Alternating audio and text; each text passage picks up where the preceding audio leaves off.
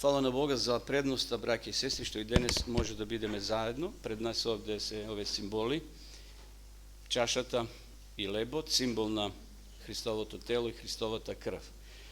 Pred učestvujeme v ovoj svet čin, svet obred, imam jedno kratko razmisluvanje, koje ja sakam da go spodelam so vas i susite koji ne gledat i pratat, što je to karakter. Kad dobijeme odgovor kako se stekneva karakterat, da li možda se nadgradi, da li možda se upropasti, da li može se podobri. Svi nije kako luge, kako bebinja se rađeme su nekoja osnova na karakterot. Međutim, znajme da kod jedno ubavo mlado bebence, nevino detence može da dojde do monstrum u jedan del od života. Može se slučiti ubijec da bide. No može da bide dobar lekar, dobar rabotnik, dobar zanetlija. I nije velime, ovaj čovjek ima dobar karakter. Spored koji merki, spored koji aršini go merime karakterot, deka neko je dobar, a neko je loš. Što predstavlja karakterot? Eve, čitame zajedno, karakterot predstavlja složena psihička organizacija od najrazličniji psihički procesi, sostojbi i osobini, što se odrazuva v odnesovanje to na ličnost. Možda kažeme, braće i sestri, da karakterot go predstavlja psihičko jadro na ličnosta. I сега ima, spored ova svake ima poveke vrsti na karakter. Pa така zboruvame za dobar karakter i za kakov? I za loš. Za cvrst karakter i slab karakter. Nije velimo, ovaj čovjek ima cvrst karakter. Ne se vitka така lesno. A nekoj brzo će se svitka. Dobar karakter bi imao čovjek onoj koji ima ovje osobini. Odnosno, karakterните osobini na čovjekot može da se grupirat na следниот начин. Oni što го odrazуват неговиот odnos кон работата, oni što го odrazуват неговиот odnos кон другите луѓе, oni koji go odrazуват неговиот odnos кон себе и oni što го odrazуват неговиот odnos кон животната работна средина. Значи, има добар карактер, лош карактер. Čvrst karakter ili svitljiv čovjek koji se vitka vo svoj karakter. I сега, braći i sestri, možda kažeme дека како luge, posebna izreka дека nije su sebe ništo nema da odneseme, osim što će poneseme vono i sve što velat luget. Karakter, znači sve ostanova. I zato, evo, v ove nekoliko minuti ke razmisluvаме, što će poneseme nije su sebe. Kako će biti toj karakter spored Božjato kantar, Božjot kantar ili Božjato meril. Da li toj karakter ke ni ovozmoži da vlezeme v novata zemlja. Znajeme koga patuvаме sa avion, možda poneseme samo što? Mal bagaž, mora da imame validen pasoš ili validna viza za dotičната zemlja kada što sakame da zamineme. Znači, za da vlezeme vo stranska država, isto така potrebno je validen pasoš ili da imame viza ako se bara od ta država. Međutim, za da vlezeme vo nebesното carstvo, što treba da imame? Sve ke ostavime, rekovme, ništo nema da poneseme su sebe. Međutim, evo što kaže ova ovde Elena White vo knjigata Hristovi paraboli. Karakterot koji je izgraden spored Božjot model predstavlja bogatstvo što možeme da go poneseme od ovoj svet vo idninat. I zato svite materijalni dobra se dobri i potrebni se za život nova zemlja. I komfort je dobar, i ova ili ona. Međutim, ništa nema da se ponese v ovoj zlaten grad, osven, kako što ovdje čitame, karakterot koji je mnogo važan. Naš od karakter je naša identifikacija, naša lična karta za rajot i u isto vreme jedinstveното od svite naše životni dostignovanja što ke može da go ponesemo od ovoj minljiv svet vo večniот život. Ние не можеме да се избавиме од понорот на гревот во кој сме паднале. Не треба да обвинуваме Ева и Адам. Тие направиле што направиле, но ние денеска сме виновни за нашите слабости, за нашиот понор ако паднеме во таа дупка. Нашите срца се зли и ние не можеме да ги промениме. Кој ќе излече чисто од нечисто? Никој, зашто копнежот на телото е непријателство против Бога. Само да се вратиме. Тој не му се подредува на законот Божи затоа што не може. Образованието, културата, користењето на волјата, човечките напори, сето тоа има своја сфера на делување, но тука тие се безпомошни. Значи, сите тие работи може да допринесат да бидеме подобри граѓани, подобри луѓе, подобри работници, меѓутоа овде вели, тие се безпомошни, за да ни овозможат влегување во рајот или во новиот свет што Господ го приготова. Ние сме немотни. Продолжува понатаму овој цитат и вели, тој цитат од Патот кон Христа, може би со тоа може да се постигне надворешна коректност во однесувањето, но не може да се промени срцето. Некој може да изучи она книга Бонтон за убаво однесување. Убаво жената да ги постави лажиците, кашиката, вилошка, танирот, масата да ја аранжира. Сето тоа Бонтон го учи. Убаво однесување. Добар ден, добро утро, поздравување. Меѓутоа, не може да се промени срцето. Не можат да се исчистат изворите на животот. Мора да постои сила која делува однатре. Нов живот озгора, за да може човекот да се промени, да го остави гревот и да стане свет. Таа сила е Христос. Само неговата благодат може да ги оживе замрените способности на душата и да ја привлече кон Бога, кон светоста. Затоа, браќи и сестри, нека ова размислување помогне, дека сите ние имаме потреба од реновирање на нашиот карактер. Знаете, кога ќе влезете во некоја веб страница и одеднаш пишува се реновира страницата, се надоградува. Дали кога некој ќе прочита кај мене во мојот карактер, тој се реновира, значи врши надградба. Но на подобро, секоја веб страница се реновира за подобро, да биде поефикасна, повеќе да има внатре материјали така натаму. Дали ние покушаваме овој свет да не реновира или ќе му дозволиме овде, како што вели, таа сила е Христос, само неговата благодат може да ги оживе замрените способности. Еве сега ќе спомнам, мислам дека се 4 неверојатни правила кои ќе ни помогнат како нашиот карактер да се подобри. Прво и основно, кој и што гледаме? Во што гледаме? Павле вели, ние пак сите со откриено лице, гледајќи ја славата Господова, се преобразуваме во ист образ, од слава во слава, како што доаѓа Духот Господов. Во што ние гледаме? Што придонесува за мојот карактер да се реновира, да се обновува? Еве што вели големата борба. Законот на нашата духовна и интелектуална природа е дека ние сме под влијание на она што го наблюдуваме. Нашиот ум е исполнет со она со што се занимава. Стануваме слични на она што сме навикнати да го сакаме и почитуваме. Човекот никогаш нема да се издигне повисоко од неговото разбирање за чистотата, добрината и вистината. И затоа, што дозволува нашите очи да гледат, нашите уши да слушат, за што трошиме време, што наблюдуваме, е многу важно. Второ, за што размислуваме. Павле ќе каже, оти оние кои живеат по тело, мислат за телесното, а кои живеат по дух за духовното.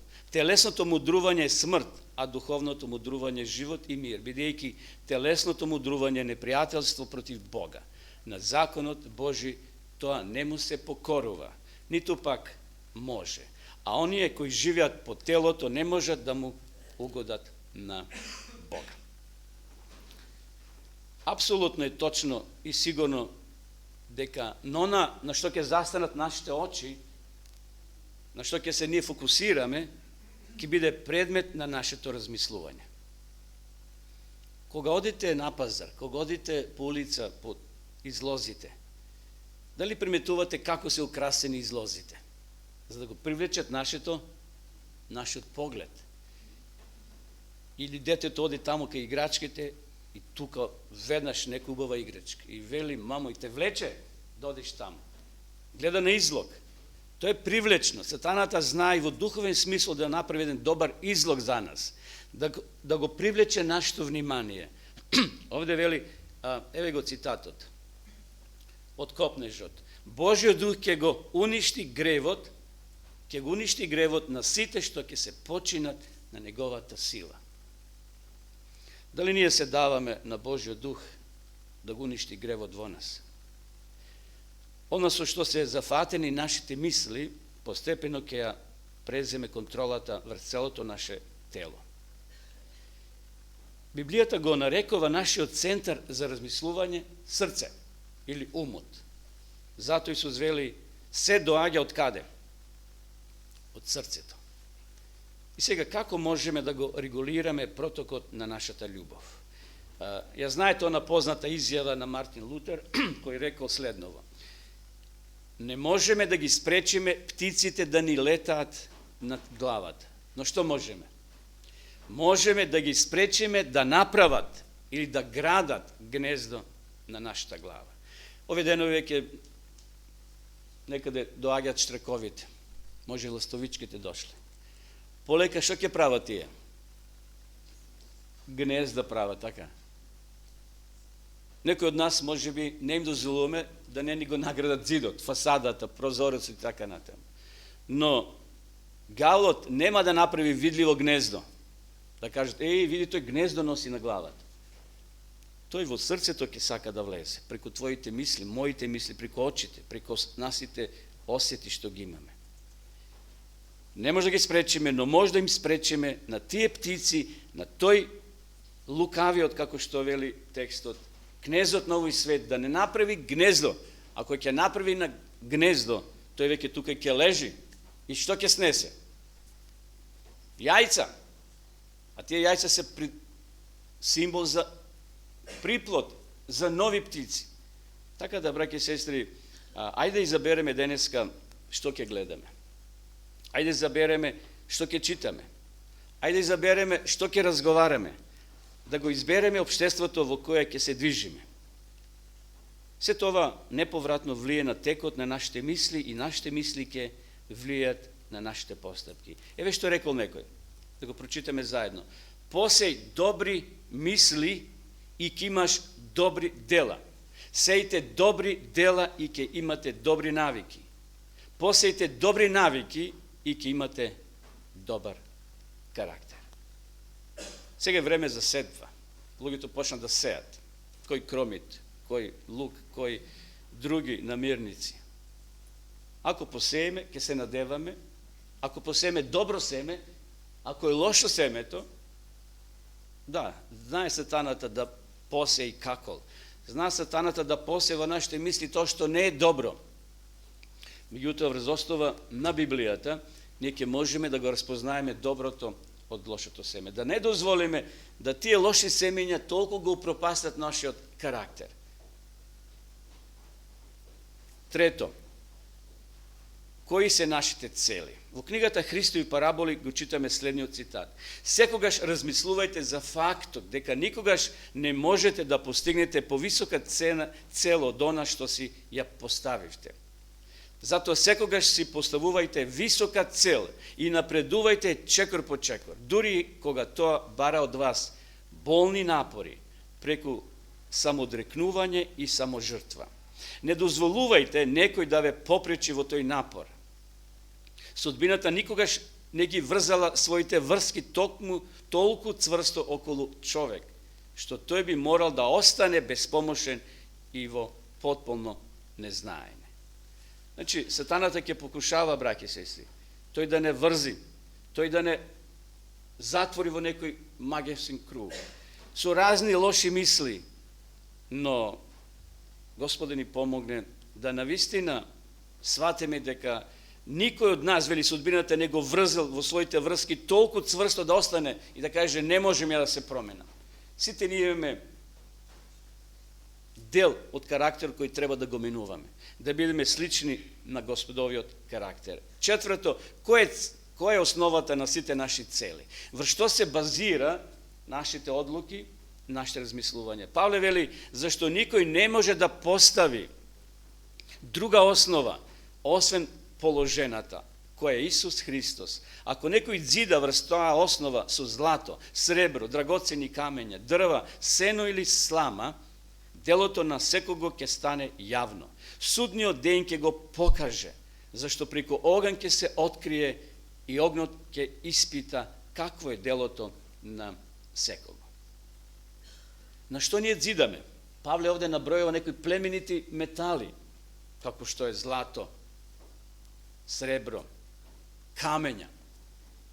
Но некој дзида на дрва, сено или слама, што на мал пожар то може брзо да изгоре. Гледате сега што се случуваше во Турција. Многу згради, наоколу убави, со убава фасада, со убави реклами. Тој потрес на вистина беше јак, силен. Но некои згради останале, зашто имале добар темел. Некои биле површни, паднаа како кули од картини, што велим, и навистина тоа се случуваше. Но може да се случи тоа и со нашиот духовен дзид или духовна зграда, или сега денеска зборуваме за нашиот карактер. Никој не може да постави друга основа. Исус е таа карпа на која треба да дзидаме. Не на човек, ние сме поминливи, сега сме тука, утре не сме. Колку генерации поминале и ќе поминат додека светот не заврши, односно додека Христос не дојде. Секогаш да гледаме на Исуса, секогаш да размислуваме за Исуса. Во нашите животни цели Исус да биде на прво место. Па и првата заповед вели: јас сум Господ Бог твој, немој да имаш други богови. Да, од друга страна ние се оправдуваме и велиме: па тоа е невозможно. Затоа што ние сме оптеретени со нашата грешна природа, која има тенденција секогаш да оди против она што го кажавме денеска. Да, тоа е точно.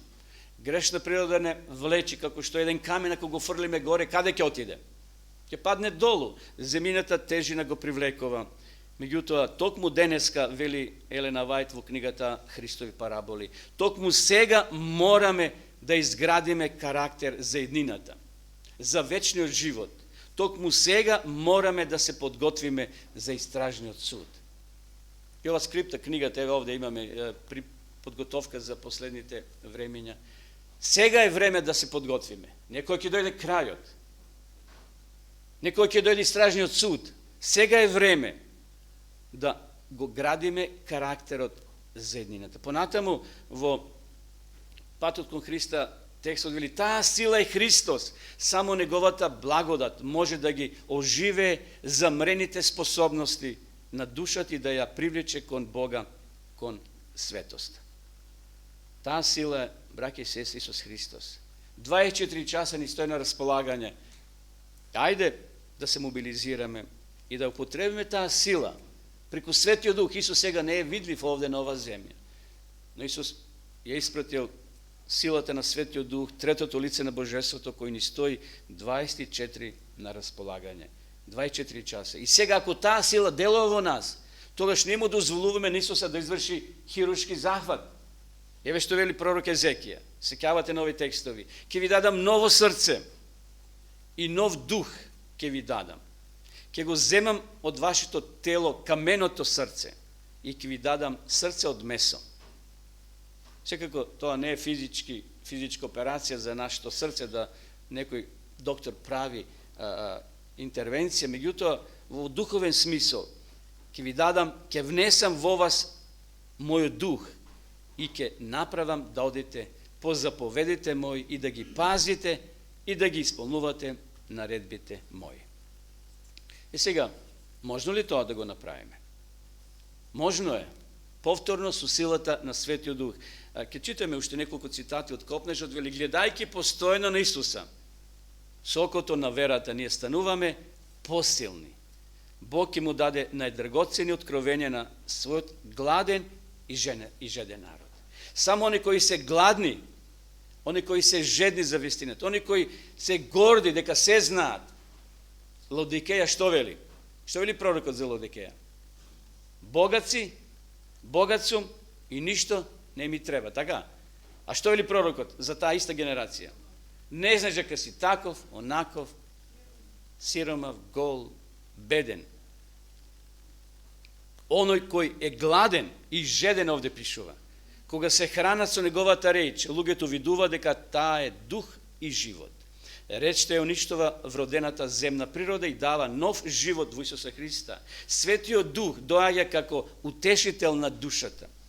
Со помош на неговата благодат, што преобразува во ученикот, се репродуцира Божиот лик и тој станува ново создание. Љубовта доаѓа на местото на омразата, а срцето станува слично на Бога. Тоа значи да се живее од секој збор што излегува од Божјата уста. Но мене на тебе преостанува, браќи и сестри, да одлучиме за каква животна програма ние ќе се определиме. Какви одлуки да донесеме. Тоа да стане предмет на нашите секојдневни молитви, а за се друго ќе се погрижи тој што може се. Во книгата Христијански искуства и учења од Елена Вајт, ја немаме таа на македонски, меѓутоа еве еден превод на низиниот цитат, вака вели: сега треба да се чуваме и себе си и нашите деца недопрени од светот. Сега треба да ги измиеме своите облеки на карактерот и да ги направиме бели во крвта на јагнето. И денеска го спомнуваме, ќе го спомнеме Исуса Христа во символ нова чаша, нова вино, символ на Христовата крв. Но овде вели таа дека сега треба да ја совладаме гордоста, страста, духовната мрзливост. Сега треба да се разбудиме и да вложиме одлучни напори за хармонијата на карактерот. Денес зборуваме за вредноста, значењето на карактерот. Денес кога ќе го чуете гласот негов, не стврднувајте ги срцата ваши. И сега ова реченица многу силна. Ние сме во најтешка ситуација, чекајќи, гледајќи како се појава нашиот Господ. Светот е во темнина, но вие, браќа, не сте во темнина. Та денот не може да ве затече како крадец. Затоа, браќи и сестри, таа небесна сила ни стои на сите на располагање. Павле тоа го сватил на време, апостол Павле. И затоа тој ќе ја каже следнава реченица во Филипјаните 4:13. Можам се да правам преку кого? Преку Исус Христос, кој дава бесплатно. Тој еден посовремен превод вели, кој дава бесплатно. Таа сила ни стои 24 часа на располагање, сила од небесниот Бог. Ево уште еден подолг цитат и со тоа ќе одеме при крајот од сведоштвата за црквата број 2. Ние веруваме без никакво сомнение дека Исус наскоро ќе. Дали веруваме? Веруваме. Тоа за нас не е бајка. Тоа е реалност. Ние не се сомневаме, ниту сме се сомневале дека науката која денес ја исповедаме е сегашна вистина и дека ние се ближиме кон страшниот суд. Ние се подготвуваме да го дочекаме оној кој во придружба на светите ангели, сега обратите внимание, ќе се појави на небесите облаци за да им подари бесмртност на праведните и верните. Кој ќе дојде, тој нема да не чисти од гревот, да ги отстранува недостатоците на нашиот карактер, ниту ќе не лекува од нашите слабости и склоности. Кога тоа треба се направи? Денеска. Ако воопшто тоа дело се изврши за нас, тоа ќе биде завршено пред тоа време. И продолжува понатаму, вели, кога Господ ќе дојде, оние кои се свети ќе останат свети. И затоа Откровение 22, последните стихови, знаете што пишува кога Исус ќе дојде? Кој ќе каже свршено е. Што ќе каже? Оној кој свет, нека остане. Оној кој пога, нека си продолжи во својот живот. Они кои го сочувале своето тело и својот дух во светост, ќе добијат бесмртност. Но оние кои се неправедни, непосветени и валкани ќе останат такви за секогаш. Тогаш ништо не може да се направи за нас. Ние прифаќаме Божјата вистина такви какви што сме. со различни особини и кога ќе паднеме под влијание на таа вистина, таа за нас ќе го изврши делото кое е потребно за морално да се подготвиме за царството на славата и друштвото на светите ангели. Ние сега се наоѓаме во Божјата работилница. Сега да му дозволиме на Бога да го чисти нашиот карактер. Не е лесно. Знаете оној пример, мермер се нашол во центарот на градот, односно во една работилница кај што уметникот го клесал. Со чекан и со глето ударал. Одеднаш каменот прозбори и рекол: "Што ме удараш, ме боли." А уметникот што му рекол: "Ако не те ударам, ако не те исклесам и не направам од тебе убав лик, никогаш нема да дојдеш во центарот на градот и сите да те гледаат и да се усхитуваат." Денеска ние сме во таа работилница кај што глетото ќе удара. Не е лесно глето да удара по тебе и по мене. Тоа се проблемите, искушенијата, маките. Многумина меѓу нас не се груби камења од каменоломот. Пардон, многумина меѓу нас се груби камења на каменоломот. Меѓутоа, кога ќе ја прифатиме вистината, таа влие на нас. Таа не издигнува и ја отстранува од нас секоја несовршеност и грев. Какви и да се. Така ќе се подготвиме да го здогледаме царот во сета негова убавина. И конечно да се обединеме со чистите небесни ангели во царството на славата.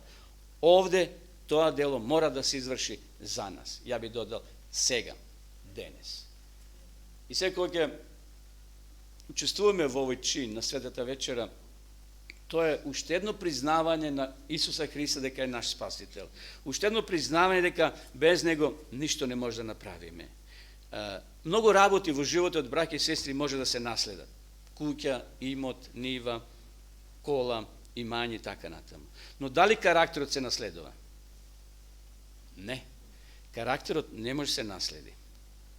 Еве завршен цитат од патриарси и пророци. Честноста на карактерот има поголема вредност отколку златото офирско. Без тоа не може да се стекне почит и човечко достоинство. Но карактерот не се наследува. Тој не може да се купи. Знаете, во Библијата има еден човек кој сакал да купи од Исуса. Го знаете, он е Симон се викаш, така? Што да купи? Дух Свети, тој да биде меѓу пророците, тој да биде. Не се купува карактерот.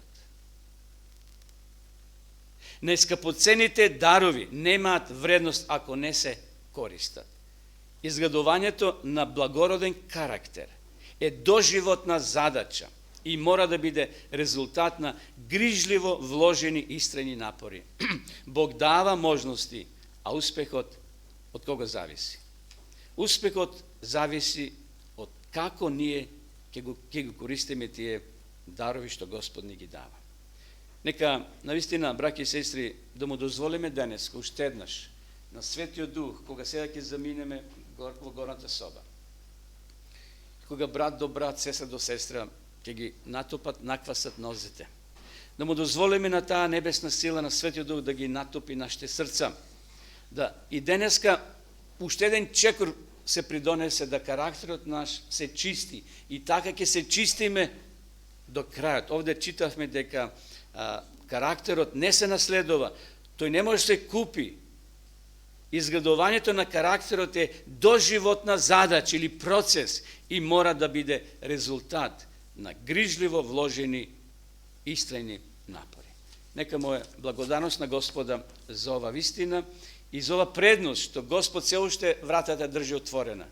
Да ние се чистиме и карактерот еден ден кој ќе го однесеме заедно, да се најдеме лице со Исуса Христа, со Светиот Дух, со Господа. Тука нова земја, после 1000 години, знаеме, поминати горе на небото, ќе биде центарот на целата вселена. Овде, нова планета, ќе биде небесниот престол. Но дотогаш, ние ќе сме во печката. А во печката златото се чисти, се претопува металот и на крајот излегува на чисто, она што е племенито. Нека и ние бидеме во таа група на племенити карактери, кои ќе го наследат небесниот нов живот заедно со Исуса Христа. Амин.